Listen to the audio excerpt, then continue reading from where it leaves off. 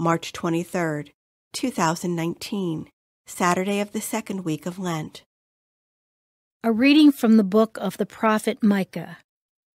Shepherd your people with your staff, the flock of your inheritance that dwells apart in a woodland in the midst of Carmel.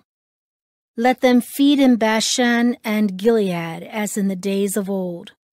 As in the days when you came from the land of Egypt, show us wonderful signs.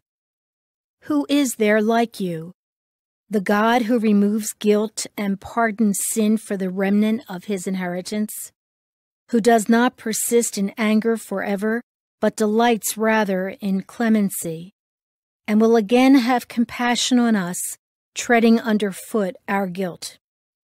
You will cast into the depths of the sea all our sins.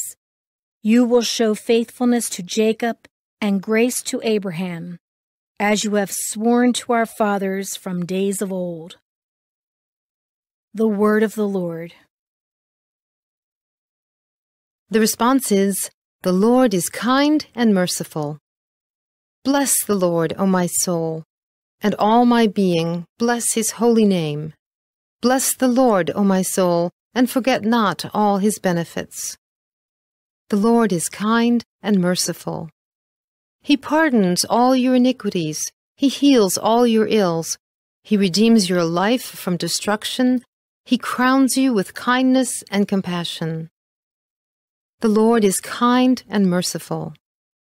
He will not always chide, nor does he keep his wrath forever.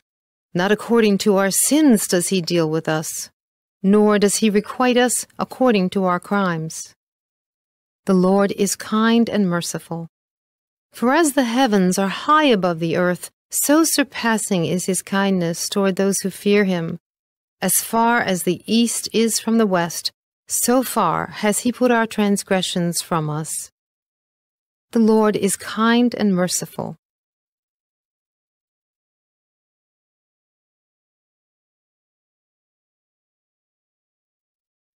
A reading from the Holy Gospel according to Luke. Tax collectors and sinners were all drawing near to listen to Jesus, but the Pharisees and scribes began to complain, saying, "This man welcomes sinners and eats with them." So to them Jesus addressed this parable. A man had 2 sons, and the younger son said to his father, "Father, give me the share of your estate that should come to me." So the father divided the property between them. After a few days, the younger son collected all his belongings and set off to a distant country, where he squandered his inheritance on a life of dissipation. When he had freely spent everything, a severe famine struck that country, and he found himself in dire need. So he hired himself out to one of the local citizens, who sent him to his farm to tend the swine.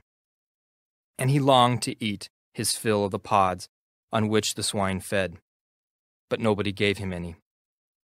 Coming to his senses, he thought, "How many of my father's hired workers have more than enough food to eat, but here am I, dying from hunger. I shall get up and go to my father, and I shall say to him, 'Father, I have sinned against heaven and against you. I no longer deserve to be called your son. Treat me as you would treat one of your hired workers.' So he got up and went back to his father. While he was still a long way off, his father caught sight of him and was filled with compassion. He ran to his son, embraced him, and kissed him. His son said to him, 'Father, I have sinned against heaven and against you.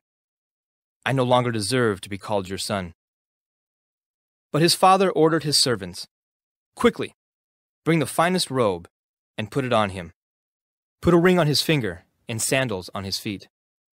Take the fattened calf and slaughter it. Then let us celebrate with a feast, because this son of mine was dead and has come to life again. He was lost and has been found.' Then the celebration began.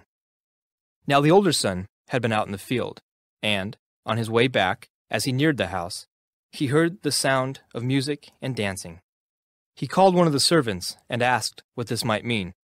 The servant said to him, 'Your brother has returned, and your father has slaughtered the fattened calf, because he has him back safe and sound.' He became angry, and when he refused to enter the house, his father came out and pleaded with him. He said to his father in reply, "Look, all these years I served you, and not once did I disobey your orders. Yet you never gave me even a young goat to feast on with my friends. But when your son returns, who swallowed up your property with prostitutes, for him you slaughtered the fattened calf." He said to him, "My son, you are here with me always. Everything I have is yours. But now we must celebrate and rejoice, because your brother was dead and has come to life again. He was lost and has been found." The Gospel of the Lord.